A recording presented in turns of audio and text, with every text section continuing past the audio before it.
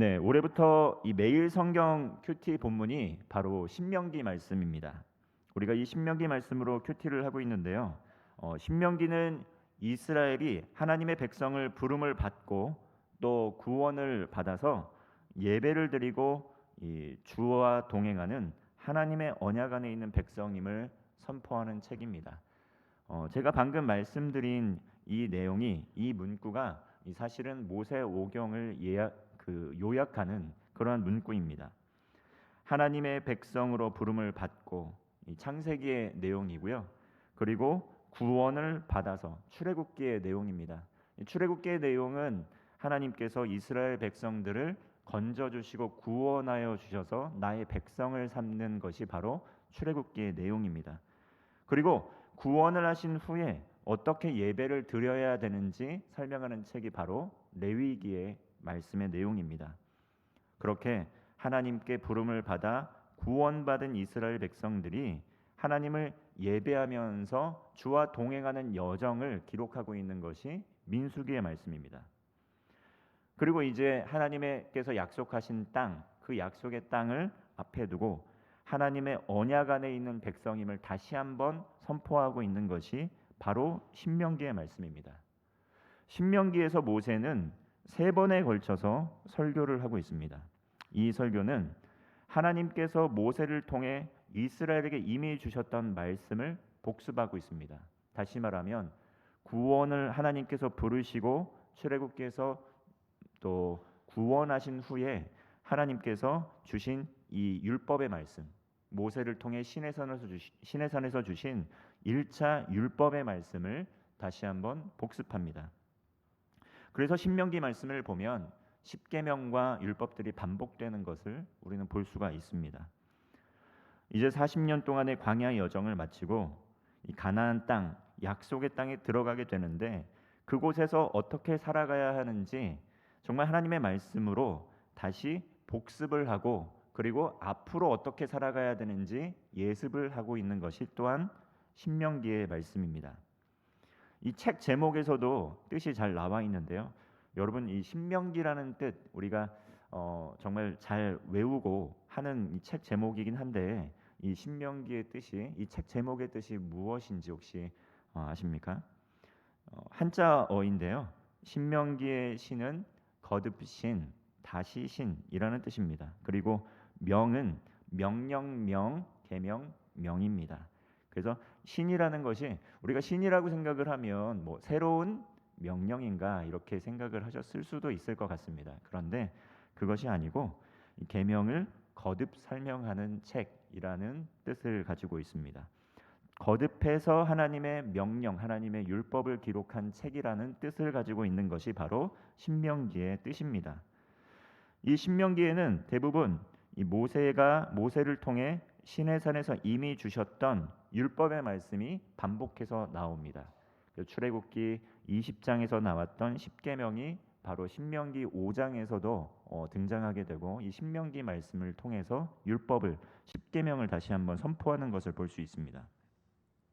신명기에서 이스라엘 백성이 출애굽을 하고 나서 이 40년간의 광야 여정을 마쳤습니다. 이제는 광야 1세대가 다 지나갔습니다. 그리고 광야 2세대를 위해서 정말 앞으로 이 광야 2세대가 가나안 땅에 들어가게 되는데 지난 1세대가 살아왔던 40년간의 여정을 회고한다는 것이죠. 그러면서 약속의 땅, 가나안 땅에서 지켜야 될 이 하나님의 율법을 3번에 걸쳐서 긴 설교로 이야기하는 것입니다. 40년 동안 이집트의 왕자로 살았던 이 모세 40년 동안 광야의 여정을 거쳤습니다. 그 이전에 40년 동안 이집트의 왕자로 살았다면 이집트의 왕자 생활에서 도망자 신세가 되어서 40년 동안 미디안 광야에서 세상에서 잊혀진 삶을 살았던 것이 모세였습니다. 그리고 출애굽을 한 이후에 다시 한번 40년 동안 광야 여정을 마치고 이제 120세가 되어서 약속의 땅 가나안 땅 앞에 도달했습니다. 신명기에서 모세는 이 120년 동안의 자신의 일생을 마감하면서 여러 가지 생각이 오갔지 않았겠습니까? 정말 우여곡절 끝에 목숨을 건지고 이집트의 왕자로 살고 있다가 또 동족의 어려움과 또 고통을 바라보면서 살인자가 되어서 40년 동안 도망자 신세로 살았고 모든 부귀영화 다 내려놓고 40년 동안 하나님 앞에 광야에서 트레이닝을 받았습니다. 그리고 다시 한번 모세가 준비가 되어서 하나님께 부름을 받고 이제는 이스라엘 백성들을 등에 안고 이끌면서 40년 동안 광야 여정을 지나왔습니다. 그렇게 영광스러운 가나안 땅 앞에 두고 눈앞에 두고 그 땅에 들어가면 좋겠지만 그 40년 동안의 기간 동안에 또 모세는 하나님께 모세의 사명이 광야에서 끝날 것이라는 이야기를 들었습니다. 너는 가나안 땅에 못 들어가고 광야 2세대가 또 가나안 땅에 들어갈 것이라는 거죠. 여러 가지 회한이 있는 그 모세가 이제 가나안 땅을 마주보고 느보산이라는 지역에서 이것을 중심 무대로 마지막 유언의 말씀을 하고 있는 것 바로 신명기 말씀입니다. 모세는 신명기에서 이스라엘 백성이 지나온 역사를 회고합니다. 그 역사에 성공적인 사건만 있었던 것이 아니죠. 그 역사를 돌아보면 우리가 성경을 보면 이스라엘 백성들의 불행과 실패 또 행복과 형통의 비결이 무엇이었는지 명확하게 나오는 것을 볼 수 있습니다. 모세는 지나온 광야 생활을 다시 되돌아보면서 이스라엘 백성을 향해서 하나님의 언약 안에 머물면서 하나님을 사랑하라. 그리고 이웃을 사랑하라. 이것이 하나님 나라의 백성들이 하나님께서 주신 땅에서 복을 누리며 살 수 있는 유일한 삶의 원리이다. 이렇게 가르쳐주고 있습니다. 하나님의 말씀을 듣고 정말 이 말씀에 순종하면서 하나님을 사랑하고 이웃을 사랑하며 사는 것, 그것이 행복한 삶의 원리이다. 이렇게 전하고 있습니다. 그것이 진정으로 번영하는 비결이다. 이렇게 선포하고 있습니다.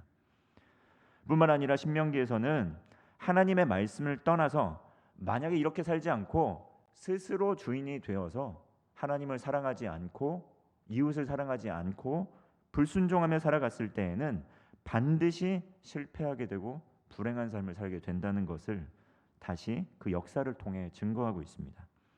잊었던 사실들을 신명기에서 다시 한번 회고하면서 기억시켜 주고 있는 것이죠. 앞으로 그렇게 하지 말라는 것입니다. 이런 두 가지 원리로 이스라엘 백성들은 하나님을 사랑하고 이웃을 사랑하며 하나님의 말씀과 언약에 순종하며 믿음으로 살아갈 것을 결단하지만 가나안 땅에 들어가면서 다시 한번 불순종과 불순종에 살면서 행복한 삶, 그러면서 땅이 번영하는 삶, 그리고 불순종하면서 땅을 빼앗기고 저주 아래 놓여 있는 삶, 그 삶을 반복합니다. 형통한 삶의 원리를 잘 알면서도 이스라엘 백성들은 그 자신의 욕망을 따라 불순종의 길을 그대로 걸어가는 것을 보게 됩니다. 모세도 아브라함처럼 하나님께서 약속하신 그 약속의 말씀으로 이 언약을 받았지만 가나안 땅에 들어가지 못했습니다. 언약의 성취는 누가 했냐면 여호수아를 포함한 광야 2세대가 했습니다. 모세는 애굽에서 나오면서 이스라엘 백성들을 광야로 인도하는 인도자의 역할을 했지만 약속의 땅으로 들어가는 것은 여호수아와 광야에서 태어난 2세대였습니다. 모세는 2세대가 이 광야 2세대가 1세대가 범했던 잘못을 반복하지 않도록 거듭해서 유언의 말씀을 3번의 설교로 증거하고 있습니다. 내용은 단순합니다. 다른 어떤 것보다도 그 누구보다도 하나님께 순종하라는 것입니다. 그래서 신명기입니다. 거듭 율법을 선포하면서 십계명의 말씀과 율법들, 하나님을 사랑하고 이웃을 사랑하라. 그것이 이 땅을 살아가는 우리가 복을 누리며 살 수 있는 유일한 방법이다. 이렇게 선포하고 있습니다. 하지만 하나님께서는 인간의 연약함을 너무나도 잘 알고 있었습니다.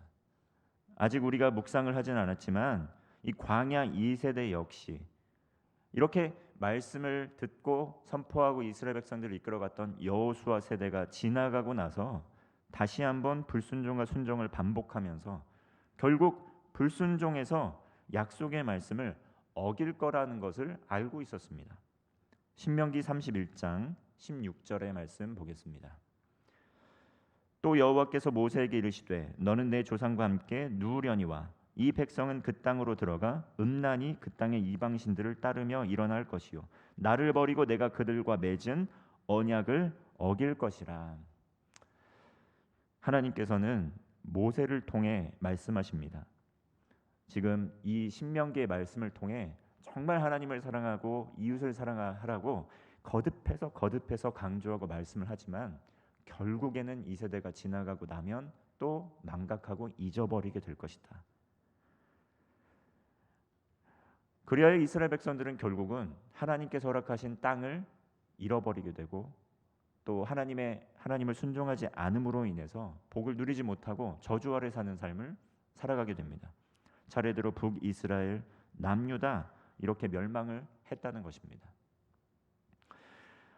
성경의 말씀은 거듭해서 하나님을 사랑하라 이렇게 말씀을 하고 계십니다.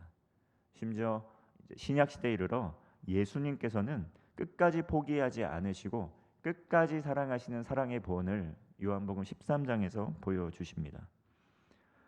신명기의 말씀에서는 모세의 유언입니다. 삶의 마지막 순간에 이 땅을 떠나기 직전에 가장 중요한 말씀이라는 거죠. 하나님을 사랑하고 이웃을 사랑하라. 정말 인생을 살아가면서 무엇이 가장 중요한 가치인지 인생을 살아본 사람은 그것에 대해서 증언을 하고 증거할 수 있습니다. 모세가 120년을 살아보니 인생을 살아가는데 가장 중요했던 가치는 하나님을 사랑하고 이웃을 사랑하는 것이었다. 이 100세를 살아보니 라는 책을 지으신 김영석 교수님이 계십니다. 100년 동안 삶을 살아보니 인생의 가장 중요한 가치가 무엇인지 전하는 그러한 말씀인데요.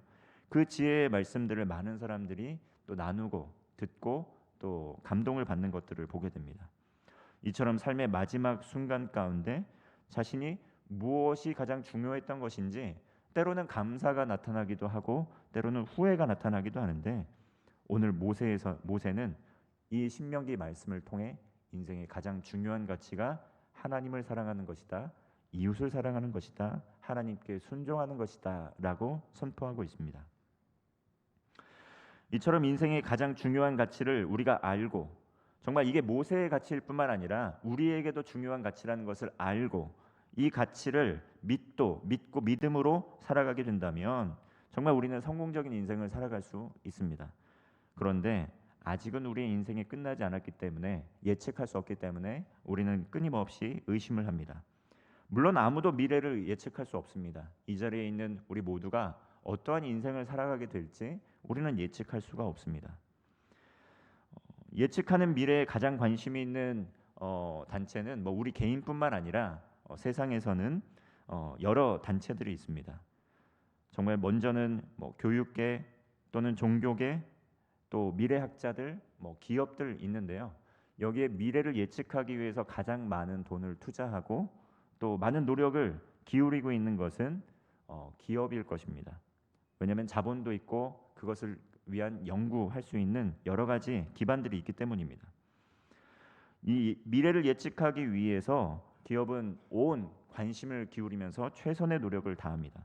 왜냐하면 미래를 예측해야지 앞으로 거기에 맞는 물건을 미리 만들어서 큰 이윤을 남길 수 있기 때문입니다. 기업도 미래를 예측하기 위해서 많은 자원을 또 투자를 하고 많은 관심을 최고의 관심을 쏟아내면서 실수하지 않으려고 노력을 합니다. 기업은 가치에 상관없이 물건을 파는 데 관심이 있습니다. 그러므로 기업이 최대의 이윤을 남기는 가운데 많은 사람들이 고통 가운데 들어가는 고통을 당하는 것도 지금 일어나고 있습니다. 우리가 이 땅을 살아가는 목적이 정말 인생에서 가장 큰 부를 축적하는 데에만 있다면 아마도 그것 때문에 불행한 사람들이 생기게 될 것입니다. 그러나 하나님 나라의 가치는 그렇지 않습니다. 이 이윤은 영원한 이윤이 될 것이고 이 이윤을 통해서 많은 사람들이 한 사람만 잘 되는 것이 아니라 수많은 사람들이 이 땅의 모든 사람들이 복을 얻게 될 것이라는 그런 세상의 가치와는 전혀 다른 정말 하나님 나라의 가치는 이렇다는 것입니다. 정말 우리가 정말 이렇게 중요한 가치를 알며 살아가는 것이 굉장히 중요한데요. 이집트에서 나온 정말 200만 명이나 되는 이스라엘 백성들, 앞날을 예측할 수 없는 가운데 모세는 그들을 이끌고 있었습니다. 그리고 120년 여정을 마치고 나서 이 200만 명이 되는 이스라엘 백성들, 정말 세계 모든 만민을 구원하는 복의 통로가 될 것이라고 하나님께서 축복하셨던 이 백성들에게 마지막으로 미래를 예측하면서 미래를 대비하면서 정말 중요한 가치가 있는 말씀을 선포합니다. 그게 오늘 본문의 말씀인데요. 우리 4절의 말씀, 4절과 4절의 말씀 한번 보겠습니다. 이스라엘아 들으라, 우리 하나님 여호와는 오직 유일한 여호와이시니. 아멘. 이스라엘아 들으라, 우리 하나님 여호와는 오직 정말 한 분이신 여호와이시니. 하나님께서 우리의 유일한 여호와 하나님이심을 기억하라는 것입니다. 그리고 그 하나님을 마음을 다하고 성품을 다하고 힘을 다하고 뜻을 다하여 사랑하라고 말씀하고 있는 것입니다. 이것이 가장 인생의 중요한 가치라고 선포하고 있습니다. 이 원문을 보면 들으라 이스라엘아 들으라, 이것을 쉐마 이스라엘이라고 합니다. 아마 쉐마 교육이라는 것을 많이 들어보셨을 텐데요. 쉐마는 들으라라는 뜻이고, 그리고 이스라엘 민족 이름을 이야기합니다. 그래서 이스라엘아 들으라 하는 이 쉐마 교육을 이스라엘에서 가정 교육을 하는 원리로 부르고 있는데요. 부모님이 하나님의 말씀으로 자녀를 양육하는 것을 의미합니다. 그들이 말씀을 마음에 새기고 그것을 행할 수 있도록 가르치는 것입니다. 교육에 있어서 자녀 교육의 핵심은 하나님을 사랑하는 것입니다. 하나님의 사람들은 가장 중요한 가치를 하나님을 사랑하고 이웃을 사랑하는 것에 둡니다. 그리고 하나님을 사랑하고 이웃을 사랑하는 가운데 자신의 달란트와 은사들을 각각의 상황과 환경 가운데 개발을 해서 하나님을 이롭게 하는데 사용을 한다는 것이죠. 만약에 이러한 것들이 빠져 있게 된다면, 하나님을 사랑하고 이웃을 사랑하는 것이 빠져 있게 되고 자신의 이윤을 극대화하는 것에만 자신의 삶의 가치를 두게 된다면 많은 사람들이 고통을 받게 됩니다. 이 뉴스를 보게 되면 의료계의 여러 가지 소식들이 나오게 됩니다. 어떤 분들은 이윤 추구에만 몰두하느라고 이 생명을 다루는 귀한 일임에도 불구하고 많은 사람들 필요 없는 수술을 진행한다거나 과도한 진단을 해서 이 생명을 가지고 큰 이윤을 창출하는 의사들도 있다라는 것을 보게 됩니다. 생명을 다루는 것에는 생명이 존중이 돼야 되고 생명이 최우선 가치가 되어야 되는데 생명보다도 돈이 앞서게 되면서 생기는 폐단이었습니다. 우리의 믿음의 다음 세대도 마찬가지입니다. 불확실한 세계를 살아가고 있는데 우리가 열심히 정말 오늘날 주어진 환경 가운데에서 최선을 다하고 있는 이유는 무엇입니까? 열심히 학업에 정진하고 있는 이유는 무엇입니까? 그것이 만약 우리가 개인적으로 정말 이 세상에서 성공이라고 이야기하고 있는 부를 축적하고 명예를 축적하는 데에만 있게 된다고 한다면 많은 가치들을 잃어버리게 될 것입니다. 우리는 불확실한 세계에 살고 있는데 앞으로 어떻게 될지 아무도 모릅니다. 특별히 아무도 모르기 때문에 교육만이 최고의 가치다라고 생각을 하고 있기 때문에 우리 모든 사람들이, 대다수의 사람들이 자녀 교육에 애를 씁니다. 현재 출산율이 굉장히 낮아지고 있는데요. 올해 초등학교 들어가는 학령기의 인구가 35만 명 정도라고 합니다. 이것이 정말 베이비 부모 세대였던 분들, 또 80년대생까지는 거의 100만 명에 육박했던 인구가 35만 명까지 됐다는 것은 많은 것을 시사합니다. 이렇게 인구가 줄어들게 되면 대학에 들어갈 수 있는 이 정원보다도 인구가 조금 많은 수준이 되는데요. 그렇게 되면 우리가 이 대학 입시도 수월해질 것이라고 생각을 합니다.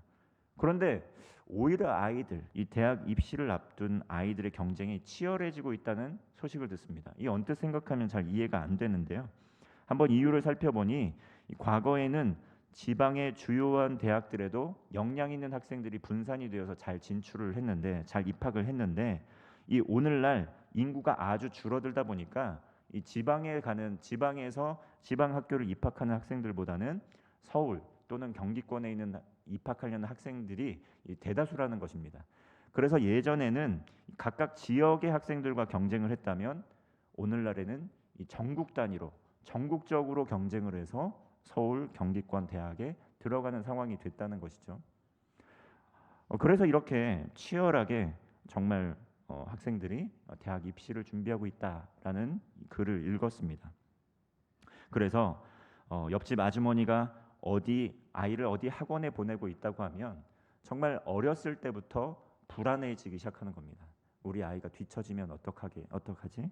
우리 아이의 미래가 사라지면 어떡하지? 이런 불안한 마음을 품게 된다는 것이죠. 그런데 이 학원이 또는 학교가 우리의 인생을 결정하는 데 많은 도움을 주기는 하지만 결정적으로 영향력을 미치지는 못합니다. 오늘 성경은 인생의 가장 중요한 가치에 대해서 말씀을 합니다. 우리 5절 말씀 함께 읽겠습니다. 5절입니다. 너는 마음을 다하고 뜻을 다하고 힘을 다하여 내 하나님 여호와를 사랑하라. 이것이 전부라는 것입니다. 인생을 살아가는 가운데 많은 여정들이 있을 텐데 그 가운데 기쁨과 슬픔과 여러 가지 희노애락의 경험들이 있겠지만 인생을 살아보니 인생을 돌아보니 모세는 가장 중요한 것 결국은 마음을 다하고 뜻을 다하고 힘을 다하면 하나님께서 그 인생을 책임져 주시더라 이것을 고백한 것입니다. 나의 노력으로 거둔 것이 아니고 하나님께서 책임져 주시는 인생을 살았다는 것입니다. 이것을 아는 그리스도인들은 현재 오늘날 우리에 있는 마음의 두려움, 마음의 불안을 잠재울 수 있습니다. 하나님께서 우리의 인생을 책임져 주고 계시고 하나님께서 온전한 길로 인도하신다는 것을 아는 사람들은 그 마음의 불안과 두려움이 사라집니다. 이것을 우리 자녀들에게 심어 주어야 한다는 것입니다. 하나님께서 너의 인생의 주인이시다. 하나님께서 너의 인생에 가장 온전한 계획을 갖고 계신다. 어디에 있든지 무엇을 하든지 지금 어떠한 상황과 형편에 있든지 불안해하지 말고 두려워하지 말아라. 왜냐하면 하나님께서 너의 삶에 최선의 계획을 갖고 계시기 때문이다. 이것을 알기 때문이다. 이렇게 우리는 이야기해야 된다는 것이죠. 그런데 우리는 그렇게 아이들을 하나님을 사랑하고 이웃을 사랑하도록 하나님을 사랑하는 것에 이웃을 사랑하는 것에 최선의 가치를 두지 못하고 이 세상이 이야기하는 불안과 두려움을 아이들에게 심어주고 있습니다. 지금 최선을 다하지 않으면 지금 열정을 다하지 않으면 지금 이 경쟁에서 뒤처지면 너의 인생은 망하게 될 거야. 너의 미래는 없을 거야. 이런 불안과 두려움을 심어주고 있습니다. 이것은 하나님께서 주신 마음이 아니고 이 세상의 소리들이 우리의 삶, 우리의 가치관을 지배하고 있기 때문에 나오는 말씀 아니겠습니까? 우리는 20년, 30년, 50년 후에 어떠한 삶이 펼쳐질지 아무도 예측할 수 없습니다. 아무도 그것을 미리 알 수가 없습니다. 한번 생각해 보십시오. 70년 전에 우리나라가 이렇게 될 것이라고 예측하셨던 분들 있습니까? 100년 전에 우리나라가 오늘날 이 모습을 갖추게 될 것이라고 예측하셨던 분들 있습니까? 100년 전에 100년 후에는 우리나라가 이렇게 될 것이니까 교육에 힘을 내고 또 여러 가지 아끼고 살뜰하게 살자. 이렇게 비전을 갖고 지금까지 달려오신 분들 있습니까? 그저 최선을 다해서 하나님께서 우리의 인생을 책임져 주시고 하나님께서 우리의 삶을 인도해 주시고 하나님께서 우리나라에게 복을 주실 것이라는 그 믿음을 가지고 기도하고 말씀 듣고 또 하나님 말씀대로 하나님 사랑하고 이웃 사랑하다 보니까 이 자리에 왔다라고 고백하는 분들 많다는 겁니다. 그런데 오늘날 다시는 내 예전에 50년 전에 그 불안을 경험하지 않기 위해서 오늘날 염려를 심어주고 두려움을 심어주고 불안을 심어주고 있다는 것입니다. 말씀의 자리에서 많이 떠나갔다는 것이죠. 그러므로 우리는 다시 한번 말씀으로 돌아가야 합니다. 하나님께서 우리의 삶을 책임져 주고 계시고 그리고 앞으로도 이 나라 이 민족 복의 근원으로 사용을 해주셔서 수많은 사람들이 구원을 받기까지 우리의 손 결코 놓지 않으실 것이라는 믿음을 가지고 이 하나님 사랑하고 이웃 사랑하는 신앙에 대해서 이 마음에 대해서, 이 가치에 대해서 우리 아이들에게 심어줘야 한다는 것입니다. 6절 7절 말씀 우리 함께 읽겠습니다. 오늘 내가 내게 명하는 이 말씀을 너는 마음에 새기고 내 자녀에게 부지런히 가르치며 집에 앉았을 때에든지 길을 갈 때에든지 누워 있을 때에든지 일어날 때에든지 이 말씀을 강론할 것이며. 아멘. 내 자녀에게 이 가치를 부지런히 가르치라는 것입니다. 부지런히 가르치기 위해서는 우리도 잘 알아야 됩니다. 그래서 매일 성경 본문 말씀을 통해서 정말 큐티도 하고 말씀을 또 배우기 위해서 제자 훈련도 받고 또 큐티 학교 또 수강도 하고, 그리고 정말 때를 얻든지 못 얻든지 정말 BBC 성경 공부도 하면서 정말 이 가치를 부지런히 배우면서 부지런히 이 가치를 우리는 전해줘야 한다는 것입니다. 하나님 사랑으로 사랑하고 이웃 사랑으로 사랑하고 이웃 사랑을 하는 마음으로 사랑하고, 이 사랑을 하다 보면 하나님의 사람, 하나님께서 어디를 가든지 무엇을 가든지 형통케 하실 것이라, 이렇게 복을 주실 것이라 약속하는 것들 우리는 볼 수 있다는 것입니다. 우리 그리스도인들의 삶은 산술적인 정말 그러한 삶을 사는 것이 아닙니다. 1 더하기 1이 2가 되는 인생을 사는 것이 아니라 정말 우리에게 주시는 복은 정말 기하급수적인 상상할 수 없는 복을 하나님께서 예비해 주셨다는 것입니다. 우리가 뿌린 만큼 거두는 것이 아니라 뿌린 것보다 30배, 60배, 100배의 결실을 맺게 하시는 것이 하나님이시라는 것이죠. 그러므로 우리가 뿌릴 씨앗은 하나님을 사랑하는 사랑의 씨앗입니다. 그리고 우리가 뿌릴 씨앗은 이웃을 사랑하는 그 사랑의 씨앗입니다. 그 씨앗이 뿌려지게 될 때 30배, 60배, 100배의 결실을 우리에게 허락하여 주실 줄로 믿습니다. 사실 오늘날 우리들이 이 땅을 살아가고 있는 이 백성들이 그 증인들 아니겠습니까? 정말 이 땅 100년 전 정말 희망이 없고 소망이 없는 우리나라에 정말 복음의 씨앗을 믿음으로 뿌렸습니다. 정말 이 척박한 땅에 믿음의 씨앗을 뿌렸는데 30배, 60배, 100배의 결실이 정말 얻어졌다는 것입니다. 우리나라 경제, 우리나라 문화, 여러 가지 정치, 경제, 사회, 문화적으로 100배 이상의 상상할 수 없는 열매들이 열려나고 있습니다. 그런데 우리는 이 하나님의 은혜를 잊어버리고 미래에 대한 불안과 염려를 심어주고 있다면 한참 하나님의 뜻에서 멀어진 삶을 사는 것이라는 겁니다. 하나님을 사랑하는 것, 이웃을 사랑하는 것 거듭거듭 강조하지만 이것이 우리의 삶의 전부입니다. 하나님을 사랑하는 마음으로 자리에서 또 예배를 드리고, 하나님을 사랑하는 마음으로 때를 얻든지 못 얻든지 모든 일에 기도로 간구로 하게 될 때 하나님께서 영광을 받으시고 우리의 삶을 책임져 주실 줄로 믿습니다. 어제 한국과 호주의 축구 경기가 있었는데요. 저는 보지는 못했고요. 그 마음을 참고 내일 아침에 결과만 보겠노라 이렇게 기도하고 잤습니다. 하나님께서 승리케 하여 주셨는데요. 이것이 우리의 삶의 여정이 아닐까 싶습니다. 하나님께서 성경의 말씀을 통해서 스코어를 우리에게 기록해 주셨습니다. 하나님께서는 하늘의 소망이 분명히 있고 너희들은 이미 승리하였다 이렇게 말씀해 주셨다는 것이죠. 승리할 것을 아는데 불안해할 필요가 있겠습니까? 승리할 것을 아는데 두려워할 필요가 있겠습니까? 승리할 것을 아는데 우리의 자녀들에게 불안과 염려와 두려움을 심어줄 필요가 있겠습니까? 믿음과 확신을 가지고 정말 하나님께서 주신 이 소망을 가지고 동행하면서 하나님을 사랑하고 이웃을 사랑하며 하나님께서 이미 허락하여 주신 풍성한 복을 누리는 여러분 되시기를 바랍니다. 기도하겠습니다.